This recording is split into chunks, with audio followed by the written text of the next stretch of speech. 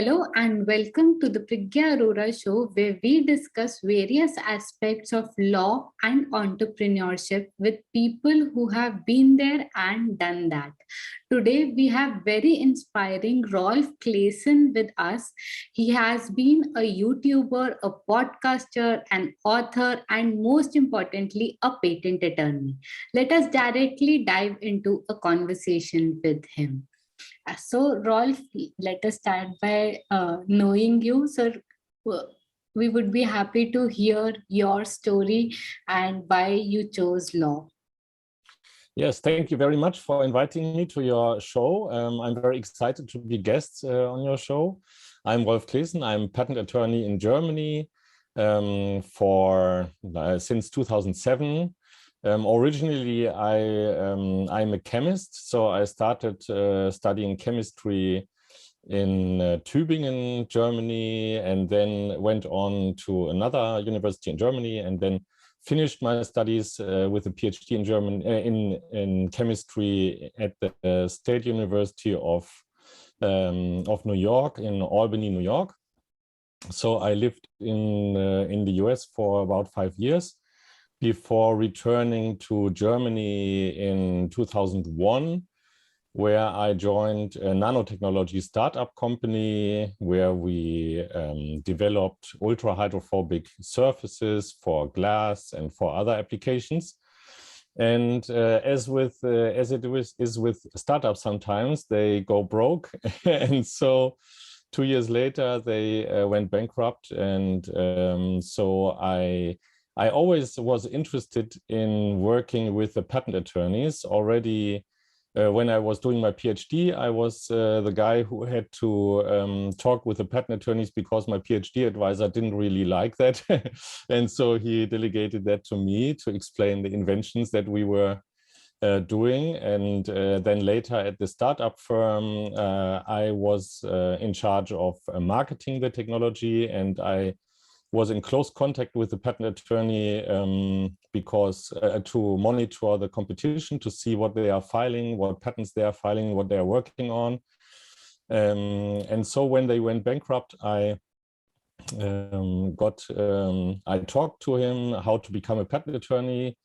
And so I started that. In Germany, you have to go basically be apprentice basically for about 3 years with a patent attorney and work with a patent attorney. And in parallel, you study law for, it's not the complete law degree, just a specialized law degree for patent attorneys that you can get in 2 years in parallel to your apprenticeship basically. And then after that, you have to work for 1 year for free, a little bit less than 1 year for free at the German Patent Office and the Federal Patent Court in Germany.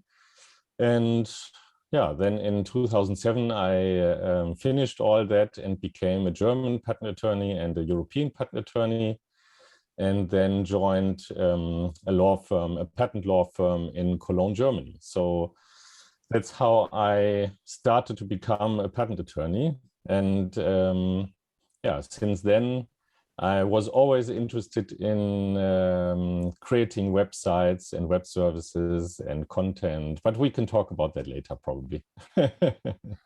We will surely talk about that, Rolf. So thank you for sharing the brief overview about your life. So coming to, there are always some life-changing moments for us where we take decisions. So can you share some life-changing moments you had and or inspirational parts of your career which made you choose a different field?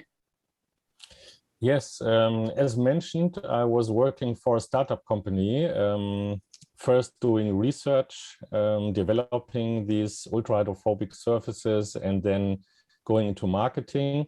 And when this company went bankrupt, that was a very tough decision for me to join the patent attorney's profession, because once you leave the laboratory or a high-tech company, then you probably don't have the chance to go back, because the tech companies, they don't take anyone who well, who went to become a lawyer or a patent attorney. They usually like people who have experience in the lab and experienced technicians or scientists. And so that was a one-way street. I had to make the decision whether I want to become patent attorney, and if I chose to do that, then I wouldn't have the chance to go back to be a scientist or a researcher or go back to some high-tech company into the lab. And that was a tough decision. So I really, I sent out a lot of applications also to high-tech firms and other nanotech firms, but also to patent attorneys. And this one patent attorney in Cologne, he just was seeking a new patent attorney trainee in the field of nanotechnology, because he just took over a new big client in the nanotechnology field, and it was actually a competitor of my earlier startup. So I knew the technology very well, and from the very first meeting on, it was clear that I had to join this because it was just a perfect match. And so even before I had my first official day at this patent law firm, I already went with him to visit the client and say, hi, I'm now on your side, not on your competitor's side. So that was quite an interesting move. And it was a tough decision because I never regret that because it's really cool and the best choice I have ever made in my life, because being a patent attorney, you always have fresh ideas on your table every day, another one, and it's intellectually challenging. You have to dive into new technologies every day and try to understand new inventions every day. So that's very cool, and it's very exciting to be a patent attorney, I think. So that was the decision I made, and I don't regret it.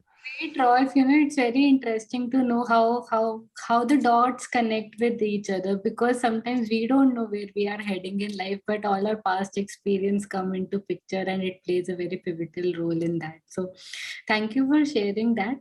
And now coming to, as you said, content. So, what made you begin developing content? What was your idea in the first place? How you decided that you'll be doing content or building up content in this area now? Yes, so in the very first, probably the very first touch point was my becoming a patent attorney. And becoming a patent attorney, I had to always be on, know all the latest decisions in patent law in Germany and in trademark law, and get to know the law basically, and to be always to know the latest news, what's happening in the field. And so I was always programming since I was a teenager, programming computers with writing little programs. And so I wrote a little program website, IP Newsflash, where I basically crawled all the patent offices and all the news outlets in this field, and the different courts with their decisions. And I compiled all this and put this all on one page where people can go daily, basically, or were able to go daily and look what's happened in the last 24 hours or in the last week or so in the field of IP in Germany, to see all the latest court decisions and office communications and news in the field. And that became quite popular over the years. I started that around 2004, and I think it became quite popular among the German IP crowd. Then in 2010, I switched law firms, and this law firm was a little more progressive, not so old-fashioned, let's say. The previous law firm had trouble with, things like media, like podcasts and YouTube, and They are now starting that as well, but at that time it was a little difficult to do that.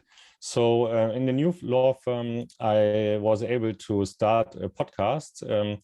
I was always an avid podcast listener and consumed a lot of podcasts from the very beginning, I guess. So yeah, I thought, well, there is no IP podcast or podcast in the IP field, or not much. So I started a German language podcast about trademarks.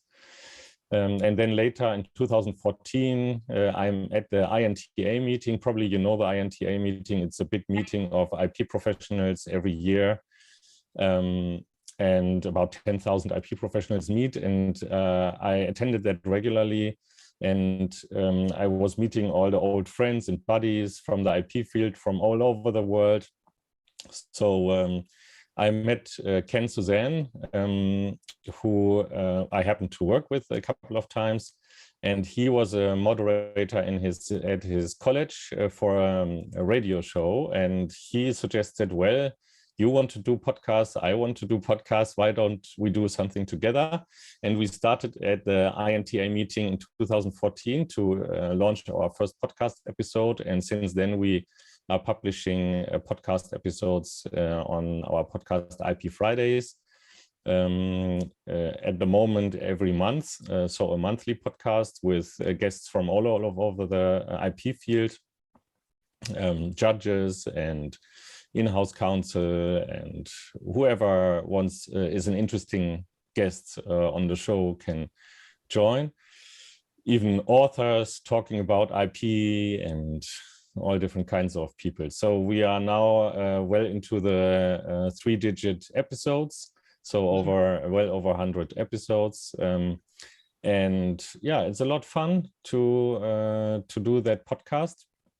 And then in 2015, I was a little bit surprised to see that no one really published videos on YouTube about IP, about patents, trademarks, designs, or not much, and very few videos, and a lot of the videos were not of very good quality. So I thought, why not start a YouTube channel? I am already doing podcasts, why not doing video? So I started with a small iPad and a small camera and a small clamp-on mic. And so I started small, but I started in 2015. So if you watch my earlier videos, they are not very professional, but I had a steep learning curve, and now they are quite okay, I guess, from the quality standpoint here and wise. And I do some English videos and German videos, and it was very cool for me because all the keywords that are important in that field, for example, patent application or patent attorney or whatever, and especially the German words, they were not taken so far. And especially for the German keywords, if you type in Patentanwalt, so which is the equivalent of patent attorney in Germany, you just get my video basically. Or if you type patent application, the German word Patentanmeldung, you just get my video. So, or Markenrecherche, trademark search. So I was able to get all these keywords to be the top video and for lots of these keywords. So that was very helpful to generate a lot of emails coming in asking me about how to file a patent, how to file a trademark application. And then, so that generated a lot of business, but the biggest challenge then was to separate the ones that can pay a patent attorney and that cannot pay a patent attorney. So yeah, it was very interesting learning curve to separate these people, to be, of course, polite to everyone, but to clearly state that, okay, I have an hourly rate of so-and-so, and if you are happy with that hourly rate, we can continue talking, and if not, you feel free to watch the other videos, the free content, but I cannot help you personally. So that was very important learning for me. And to really dig into how to get the clients I want, and not to to be still polite to the other people, of course, and make them happy as well, but not serving them personally. So Amazing, Rolf. It's so amazing to listen to your story that you have been doing this since a long time now, and people like me are just entering into this field and exploring how to manage content and develop content and things like that. But as you said, it's good. I think for both the things, for building up knowledge in the people among us or people around us, and also in terms of building clients for us. I think it's important. It has both the aspects associated with it, that if you deliver good knowledge, people would like to come to you and work with you. So thank you so much for sharing this. So now another question that comes to your mind, as you told so much about content marketing, that do you have certain strategy in terms of keywords, or focusing specifically on keywords, or do you develop content based on whatever the upcoming or whatever the latest news is, or something like that? How do you target keywords and everything? yes, I usually try to avoid content that is picking up the current news, because that would not be evergreen. That would be probably popular for a week or so, but then later not. Yeah. So I try to focus on evergreen content, so content that is also applicable in 2 years from now or 3 years from now. And in the beginning, it was very easy because a lot of the keywords were not taken on YouTube. So there was no video on certain keywords. So it was very easy to be the top one spot on YouTube. So I tried to do a lot of videos. The first videos are all general videos, like patent attorney, patent search, trademark search, like all these kinds of keywords. And then I started looking into, you can go into Google AdWords Manager, and there's a keyword planner tool, and you can see what are the people actually searching for and what is the search volume. And then I typed these search phrases into YouTube and saw what are the videos that are popping up. And there are some search phrases that have been with quite a considerable search volume, but there was no video at all. So I focused on these search phrases. For example, how to patent an idea. As a patent attorney, we learn that you cannot patent ideas because you can only patent technical concepts or something. But people search for how to patent an idea. So why not do a video about how to patent an idea? So I did a video how to patent an idea, and it's my most popular video overall, with like 130,000 views, because no one else thought about making a video how to patent an idea.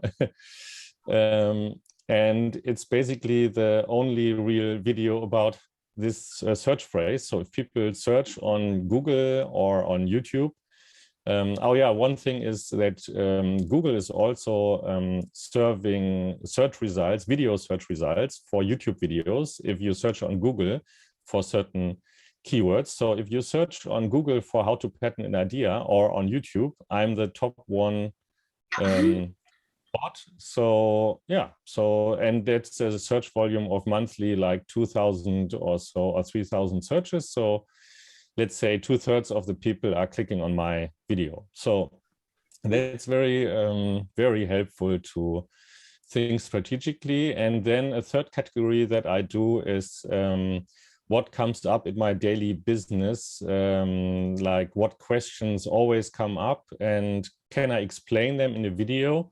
So if people have these questions, for example, they write to me, I have this and this problem, with an email, so I can give them briefly like a suggestion and then tell them, I explained this in detail in this video here, and then paste the video URL. And then they are very impressed that, oh, wow, you did a video about this, especially exactly my problem. And so they are very happy then.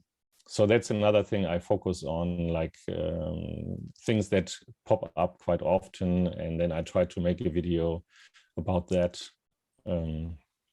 So these are all evergreen content ideas, not content ideas that are tied to any current events also.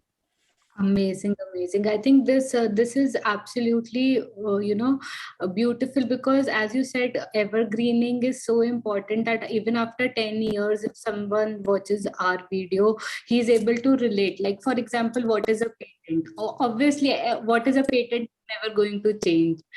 So Yeah. it is useful because people and I think it can be useful in terms of from a particular location or from a particular language as well. Like, people from Germany, people from Europe would want to follow you because they feel connected to you. They do not have that language barrier. Similarly, Right. people from India would like to be with a specific person who knows the language or who understands them well, or things like that. So I think everybody should try content marketing, and evergreening is definitely a beautiful strategy, especially in terms of video, because the content will never die. So thank you Right. so much. And one thing you just mentioned, what is a patent, right? I just typed it in YouTube, and I'm the fourth spot so that's okay to be among the top 10. So yeah, I try to cover all these typical search phrases. Yeah. Beautiful. So, Rolf, how do you manage your time in between the regular law firm work and then developing so much content? Are you only doing content? Are you doing both? How are you managing all the stuff together? Yes, I'm also, of course, working. I'm paid by the hour. So if I don't do hours, I'm not paid. So I have to work, of course. Yeah, it's a question of setting priorities. I also have 3 children. So I'm trying to be at home in the evening and earlier evening, and try to be available on the weekends and not work on the weekends. And so you just have to set priorities. And that's a very important lesson. And one important lesson is that you have to sleep well, because I see a lot of colleagues who try to work until, let's say, 2 a.m. and then get up at 7 a.m. and work a lot of hours, but that's not very efficient. And they are easily burnt out, and they then don't have any private life and maybe die early. And so I don't recommend to do that. So try to get enough sleep. So that's really my main energy source. And if you want to see a very cool video about the power of sleep, you can just type in on YouTube Arianna Huffington, you know, the Huffington Post, and then sleep, Arianna Huffington sleep. And she gave a TED talk about sleep and how she actually bases her whole success on sleeping enough and getting sufficient sleep. So that's really a very important lesson that I learned. Try not to burn out, try to have do also things in your spare time, and not work around the clock, and especially get enough sleep, let's say 8-9 hours minimum, and don't sleep less, because it will deprive you of your career and your success. You have much more energy and you're much more creative, and you can focus much better if you slept enough. Thank you, Rolf, for sharing this, because I personally feel a legal profession is treated as where people are supposed to work for 12 hours, 10 hours, and things like that. And sleeping or regenerating or having a break is so underrated in our profession that I am a supporter of, if I do not have energy in body, probably I'll not be able to come up and show up every day. So if I need to do that, I should take care of myself first. So Yes. thank you so much. Thank you so much for sharing this. So now coming back to, I'm still curious to know what does your regular work day look like, or what are the main aspects that you practice in your regular day? So when I come in, typically I leave home quite early because I have a commute of about 45 minutes, and there's a lot of traffic on that section. So I start at 6:30 before the traffic jam. And so I'm typically in the office 7:15 or 7:30. And then I first check my email and see what are the we are, as lawyers, are deadline driven, of course. The deadlines are the one and only thing that is important for us, or the most important thing. So what deadlines are coming up in the next days? Typically, I try to avoid to have deadlines the same day. I try to finish the work for things that have a deadline before the deadline. That's a very important time management rule for me. Because then you are much less stressed out and the team is less stressed out, and it's much more easy to work, basically. And so I'm looking at what has to be done over the next days to not come into this situation that you have a deadline coming up the same day. And so I prioritize these pieces of work, basically, and start working on this. And in the morning, I typically try to not have telephone calls. I shut down Outlook a lot of times.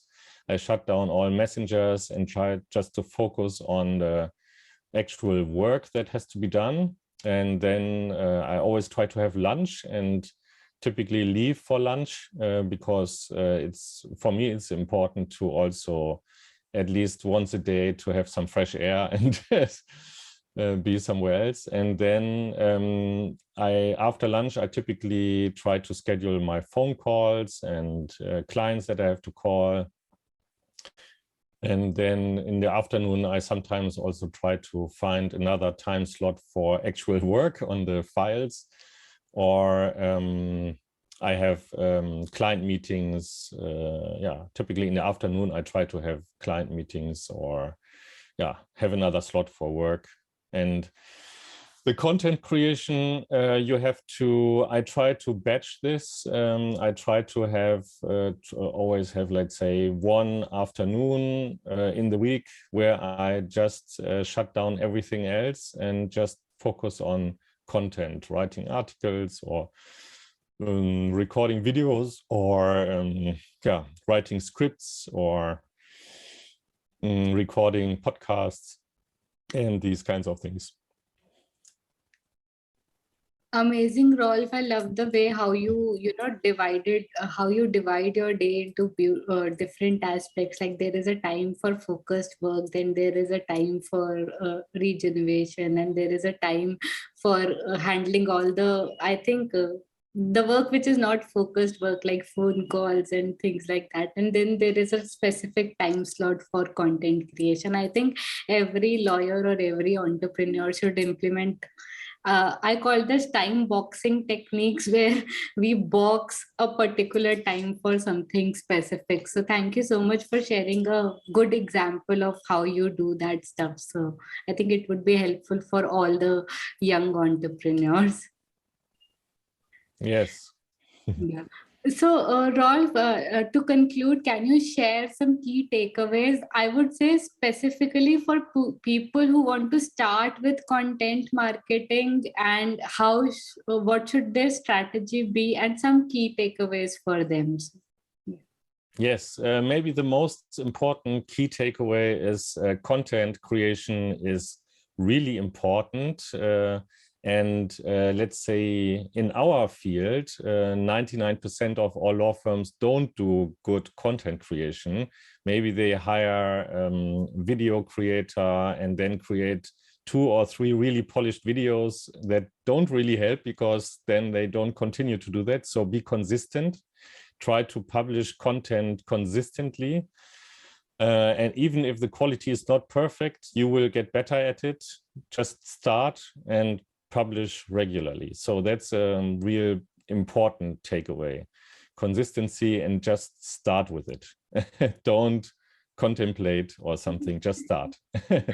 And second takeaway, as I mentioned, for me personally, get enough regeneration, sleep enough. Don't work over hours too much. Don't work more than 12 hours a day. That's deadly, so don't do it.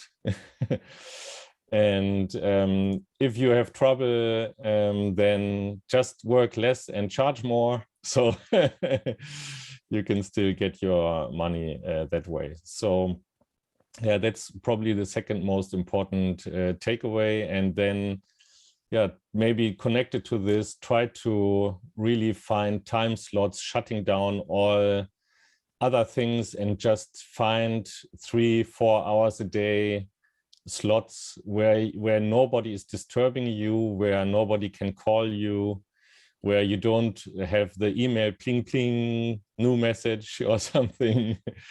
So that's also important, because you can get in 4 hours of this concentrated focus time, you can get more work done than the whole day if you are constantly also parallel looking at your Outlook and everything else and taking phone calls and these kinds of things. So it's much more productive if you have a 4-hour time slot where you focus compared to 12 hours always pling pling on the side. Perfect, Rolf. I think in such simplified manner, you have given so many key takeaways. I'll just try to reiterate it for the listeners. So the first is start. Just don't wait. Start whatever you want to start, or in whichever field you want to start content marketing, just start. Second, be consistent. Consistency is the key. Even if the quality is not good in the beginning, it's absolutely all right. But consistency is the key, so that we can learn and develop and expand our own selves. Third, just have a focused time slot with you where you can work without any other distraction, and this will give more productivity. It is absolutely important. And fourth and the last, regenerate and take care of yourself so that you can be in full action the next day. So that is also very important. Stay happy. That is something. Especially in these times during the COVID situation. It's important for mental health as well to get enough sleep and regenerate. Yeah, absolutely. So thank you so much, Rolf, for giving all the valuable information. I think thank you so much on behalf of me and on behalf of all the listeners. I think we have learned so much today from you. So thank you so much for being here. Thank you so much for being on the show. Hey there, thank you for attending today's session. If you liked our conversation, do follow our channel and consider sharing it with a friend. My name is Priggya Arora, daughter of inspiring parents, alumna of IIT Kharagpur, engineer turned lawyer and entrepreneur, and now founder of PL Legal, where we help creators and innovators protect their intellectual property. Thank you.